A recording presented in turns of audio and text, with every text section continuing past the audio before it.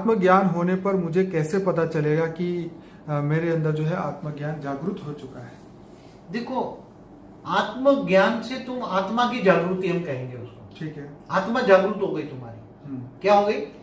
आत्मा जागृति माना आत्मा का 8वां आज्ञा चक्र जागृत हो गया। ठीक है। तो जब आत्मा का 8वां आज्ञा चक्र आत्मा जागृत हो गई तो आत्मा में पावर इमर्ज होगी। ठीक है। पावर इमर्ज हो गई तो आत्म स्वरूप की अनुभूति हो जाएगी। तुम लाइट हो, एकदम लाइट हो जाओगे। तो तीसरे नेत्र खुल जाएगा ना। तो तीसरा नेत्र खुल जाएगा तो तुम्हें दिव्य दृष्टि आ जाएगी। दिव्य दृष्टि आ जाएगी तो तुम आत्मा का, तुम अपनी खुद की हिस्ट्री भी देख सकते हो। ठीक है। तुम कहां से आए हो, क्योंकि आत्मा में सब रिकॉर्डिंग पड़ा है। ठीक है।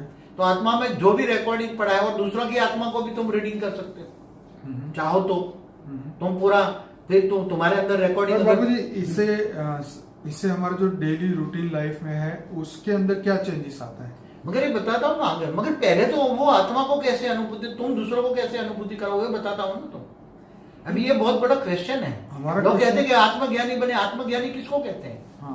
केवल आत्मज्ञानी कहने से नहीं, आत्मस्वरूप की अनुभूति करना है। ठीक है। और आत्मस्वरूप की अनुभूति कौन कर सकता है? जो आत्मा में पावर लाए। आत्मा में पावर कहां से आएगी? पहले वो तो ऑलमाइटी अथॉरिटी के सिवाय पावर हाउस से कनेक्शन जोड़ना पड़ेगा।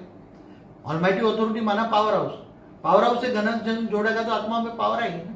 तो बाबू जी, यही है कि पावर आने के बाद आत्मा को क्या महसूस होता है, ये हमारा क्वेश्चन है। जब आत्मा की जागृति हो जाती है, आत्मस्वरूप की होती है तो दिव्य दृष्टि आ जाती है। ठीक है। स्वभाव संस्कार जीवन, स्वभाव संस्कार, मन एकदम शांत हो जाता है। ठीक है। फिर तुम्हारे अंदर से ये हद की चीज, तुम बेहद की दुनिया को भी देख सकते हो। तुम्हारे अंदर अगर तुम दूर दूर से आए हो, तुम समझो कि मल्टीवर्स से आए हो, ग्रेट यूनिवर्स से आए हो, तो तुम्हें ग्रेट यूनिवर्स तक दिखाई देगा। आत्मा में सब रिकॉर्डिंग होगा ना, तुम जहां से भी आए हो आत्मा में सब रिकॉर्ड पड़ा है ना।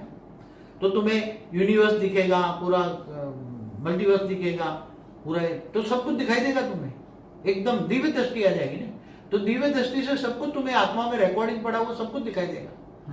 तो आत्मा को ये ऐसा लगेगा कि फिर अब धीरे धीरे धीरे आत्म स्वरूप में स्थित होने से वो आत्मा को ये मन यहाँ धरती पर नहीं लगेगा, क्योंकि ये सब चीजें, ये स्थूल चीजें हैं। ये लगा ये मृत्यु लोक है, और वो तो अमर लोक देखेगा, परमधाम भी देखेगा, कई लोक देखेगा, भूलोक, भूगुलोक, स्वलोक, महालोक देखेगा, गैलेक्सी के बीच के देखेगा, शिव महाशिव परमाशिव का डिफरेंस देखेगा, यूनिवर्स किसने बनाया, गैलेक्सी कैसे बनी, सब नॉलेज आएगा ना।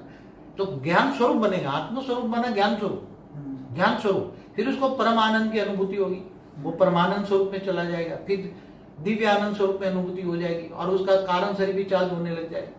कारण शरीर चार्ज होते, कारण शरीर में पावर आएगा, पावर आएगा, स्थूल शरीर, सूक्ष्म शरीर, तो उसका ओरा में इतना, उसके ओरा परम तत्वों का बनेगा।